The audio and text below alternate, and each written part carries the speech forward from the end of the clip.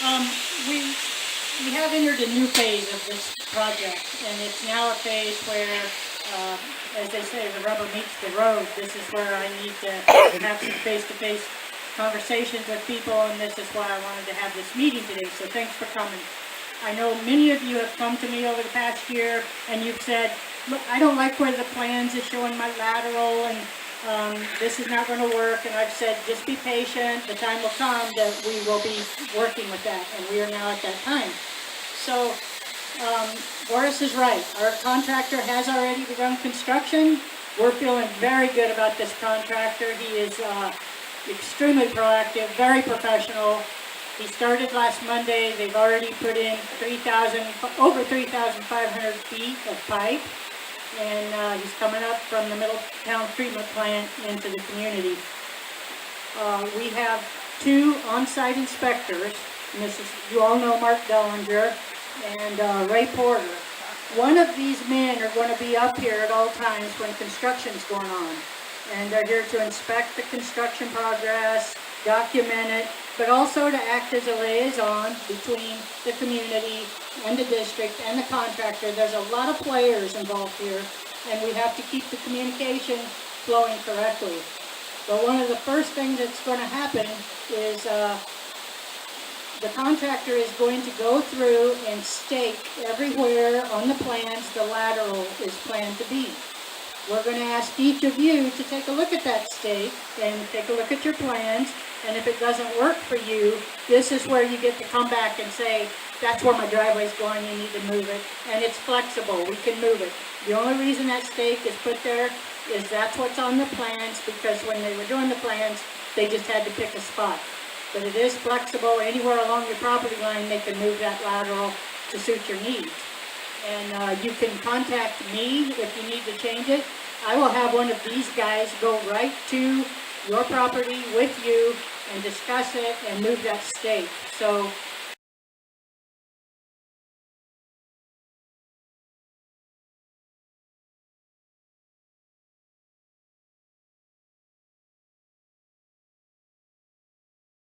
it's going to be more hands-on. Up until now, it's all been based on plans and virtual type discussions and generalities. Now we're getting down to the specifics. So this contractor has told us that in about 2 weeks they plan to put a second crew on. And this is very good news to us because it does mean that the project's going to get completed. But the second crew would start at Mead Road and be working down in the community while the first crew is working up to Needham. I'm hoping that they do follow that plan and they do put another crew on. It's going to make a lot more activity going on up here, and there isn't any way we're going to get this project done without some disruption. So just bear in mind, the contractor is committed to keeping disruption to a minimum. Our on-site inspectors are committed to working with you and helping meet your needs. When the construction's planned to be in your area, there's going to be a notice posted for those where there are homes and there are places we can post, letting you know what to expect. Okay, we're going to be in there in the next week. We're going to try to always provide updates, and we'll probably get them on the Alliance social media as well as special districts, looking 2 to 3 weeks out, so you all know what's going on and you have a little heads up. But let's see, what else did I want to say? 4 people have applied to be grandfathered in to use their septics. If you all remember, we decided that because some people had put some effort and some money into new septic systems, we didn't want to force them. The county code does you want public sewer systems in, everyone's required to join it. But in this particular district, people could be grandfathered in to remain on their septic if they so choose. 4 people have chosen to do that. That is scheduled to go before the Board of Directors on Board of Supervisors, August 7th. And the only thing, that's a formality. As soon as that's approved, I'll be sending those 4 individuals the minute order, approving it to keep in your file, so that if 5 or 10 years from now I'm gone, everybody's gone, somebody new comes up and says you were supposed to hook in, you can say, no, here's my paper, I have a special exception. So watch for that and it'll be sent out. What if you had a closed system like we do, septic tank or leach field? If we had a septic tank and functional, new, one of each field, and if we asked to be grandfathered to hold off hooking up, but a few years down the road, we want to hook up, then what would the cost be? Good question. If you don't hook up right now, as you all know, the grant funds we receive are going to pay for 100 connections, and that includes everything from your wet well, your grinder pump, connecting it to your house, and your capacity expansion fees that have to be paid to the sewer, Middletown Sewer Treatment Plant. If you don't get in that and you hook up later, those costs are going to be paid by the homeowner. People have asked me how much. We have an estimate right now at today's costs, roughly somewhere in the neighborhood of $20,000. And that includes everything, your capacity expansion fee, your construction costs, and your grinder pump. But it will depend on who your contractor is, and it depends on when you do it. 10 years from now, prices will be probably way different than they are today. So I can't tell you what it's going to cost, just that is what you'll be doing. The best to do is get in now. We're on the 100. Yeah, but people that are building new homes, and maybe they're going to build it in 5 years, and they have to get in, even though it's going to cost them about $20,000 per sewer, that's actually less than your engineered septic tanks are costing. So it's not what I consider a big problem. I mean, every house you build has a certain amount that's going to be set aside for sewer, and right now, engineered septic systems are coming in at $35,000, $40,000, pretty high.